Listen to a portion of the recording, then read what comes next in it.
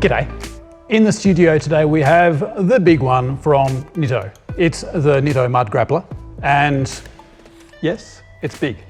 When they built this tyre, it seems like they took inspiration from lizards. And so I think it's the big lizards rather than the little lizards.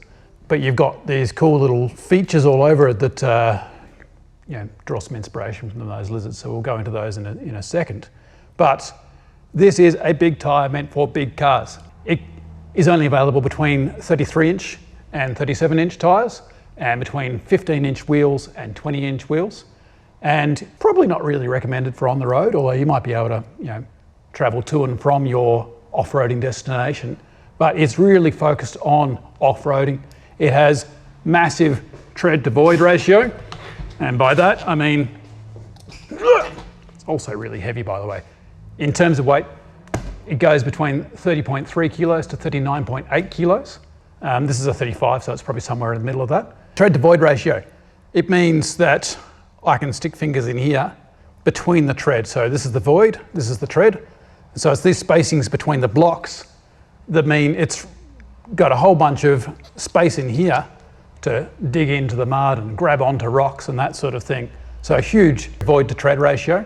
And you can see these little claws here, which is part of the lizard, and then it's got this cool little design feature here that is just like a little claw effigy. In terms of the actual tread face itself, it's just an alternating tread pattern. So you actually see that there is a longer one, a couple of shorter ones, and then a longer one again. So it's that sort of repeating set of roughly 3 rows. There are some sipes in there, just some sort of little sipes through the center of the tread blocks, so not a huge amount of siping.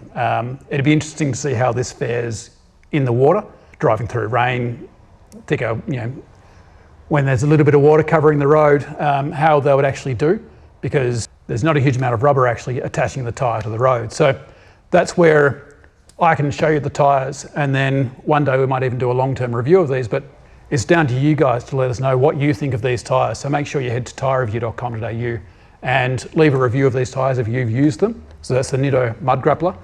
You can tell us what they're like over a longer period of time. So there is basically, they've got these massive tread blocks with some extra foundation here underneath the tread blocks. There's no sort of stone ejectors or anything like that, but apart from maybe the end of the claws, if you want to call it that. But because there is such a huge amount of void, they don't really need stone ejectors. So you're not going to get pebbles stuck in here because pebbles are just going to fall out. Moving on to the sidewall, the cool feature here, and I'll see if I can throw them back out to show you, is that one side has this sort of lizard pattern on it, lizard skin pattern, and the other side doesn't. I'll show you in a second, but both sides have this same sort of really aggressive side biter, which means it'll actually dig into the dirt or dig into the rock if you're trying to get out of a tight, sticky spot. Let's have a look at the other side. Did I mention that they're really heavy? So that's the other side, perhaps a bit of a cleaner side. Doesn't have the lizard pattern, but I personally like the lizard pattern.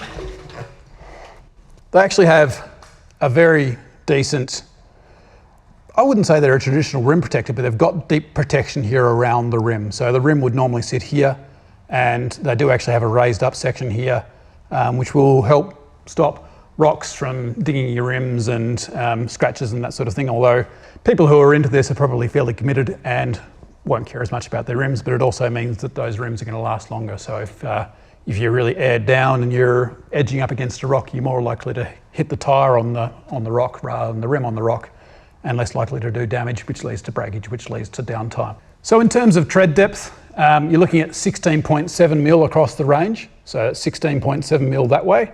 I think my tread depth meter doesn't actually go that deep, so that's quite a lot of tread, so you should be okay for a little while. But again, people who are running these sort of tyres are running them for the aggression, and so they'll probably will actually change them out more regularly than when they actually wear them down to the tread wear indicators, which I'm sure, actually this baseline must be the tread wear indicator, but you're going to be switching them out anyway.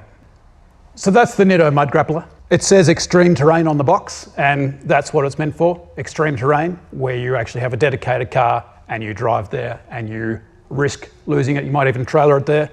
You might see it at your local mall on some mall crawlers as well, because they are a fabulous looking tyre in terms of the tread pattern. Make sure you hit subscribe so that way you can see more videos about tyres and more of me screwing around on camera, because I can. I'm here and it's rolling. Hit the little bell button. Make sure you get notified of when we actually have new videos going online, and make sure you review your tyres on tyrereview.com.au. That's what really helps us and helps everyone else know or review and understand what tyres are like on different cars. So, thanks very much, people.